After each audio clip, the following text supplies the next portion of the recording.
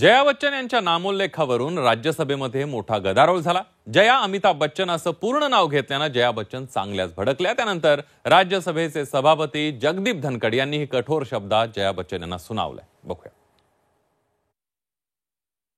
Jaya Amitabh Bachchan is the last speaker on this point. Please, ma'am.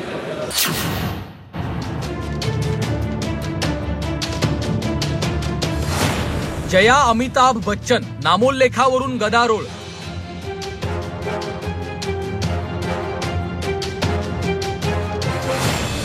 Dhankhar Jaya Bachchan वादाचा दुसरा अंक।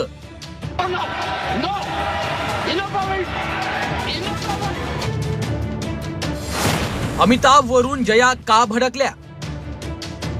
राज्यसभेत जया बच्चन यांच्या नामोल्लेखावरून रंगलेल्या वादाचा दुसरा अंक पाहायला मिळालाय।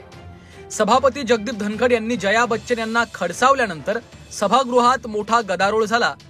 त्याचं झालं असं की गेल्या आठवड्यात धनखड यांनी जया अमिताभ बच्चन असा त्यांचा नामोल्लेख केला। Jaya Amitabh Bachchan is the last speaker on this point. Please, ma'am. झालं यावरूनच जया बच्चन भडकल्या। एका महिलेची स्वतंत्र ओळख असू शकत नाही का असा सवाल त्यांनी सभापतींनाच केला। श्रीमती जया अमिताभ बच्चन जी, प्लीज। सर सिर्फ जया बच्चन बोलते तो काफी हो जाता। यहाँ पूरा नाम लिखा था इसलिए मैंने रिपीट किया। यानंतर प्रकरण शांत झालं असं वाटत असतानाच आज पुन्हा एकदा सभापती धनखड यांनी जया अमिताभ बच्चन असा त्यांचा नामोल्लेख केला। सभापतींनी पुन्हा एकदा पूर्ण नाव घेतल्यामुळे जया बच्चन भडकल्या। आपण कलाकार असून समोरच्या व्यक्तीचा टोन आपल्याला समजतो असं म्हणत जया बच्चन यांनी थेट सभापतींनाच इशारा दिला। यानंतर मात्र जगदीप धनखड यांनीही कठोर शब्दात जया बच्चन यांना सुनावलं। और सर मुझे माफ करिएगा मगर आपका टोन जो है is not acceptable. We are colleagues, sir. You may be sitting on the chair. Jaya ji. And I remember when I went to school. Jaya ji, take your seat. Jaya ji, take your seat. Jaya ji, you have earned a great reputation. You have earned a great reputation. You know,